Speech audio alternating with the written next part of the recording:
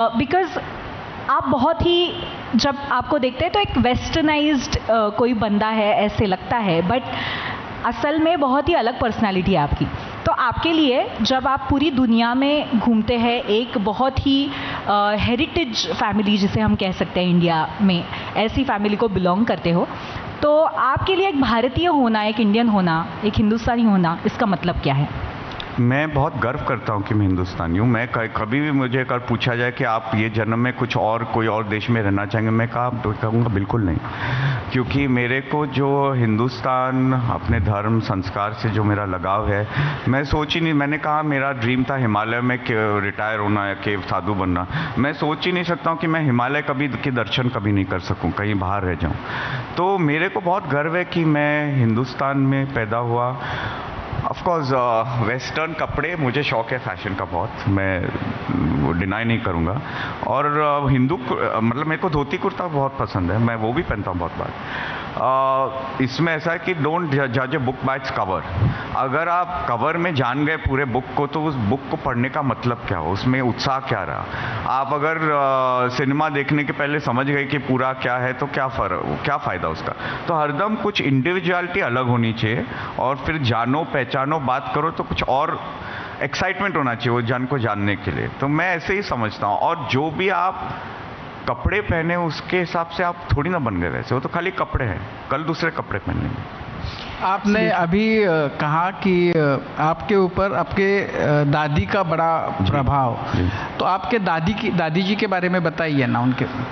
तो दादी जी मेरी बहुत मतलब थोड़े जो मेरे संस्कार हैं कि कभी शराब नहीं पीना, कभी मांस नहीं खाना, कभी किसी को का एडवांटेज लेके उसको दुख नहीं देना, अपने पत्नी, अपने गर्लफ्रेंड कोई भी हो उसको कभी धोखा नहीं देना, और सादगी से जीवन व्यतीत करना।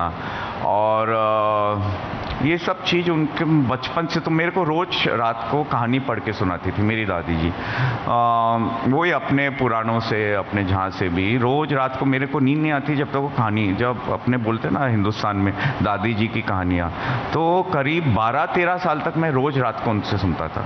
तो पूरा साइकोलॉजी उनके हिसाब से डेवलप हो गई। और फिर वो गांधी जी के साथ रही है जब वर्धा में, तो आप इमेजिन कर सकते हैं कि कितनी सादगी में रही है वो।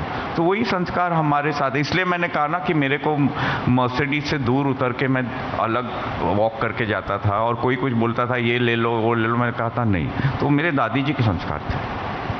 वो जो प्लेन एक्सीडेंट हुआ जिसमें आपके पेरेंट्स दोनों, तो वो मतलब उसकी यादें आपके मन में कैसी है? वो दिन, वो पल, उससे पहले उनसे हुई बातें।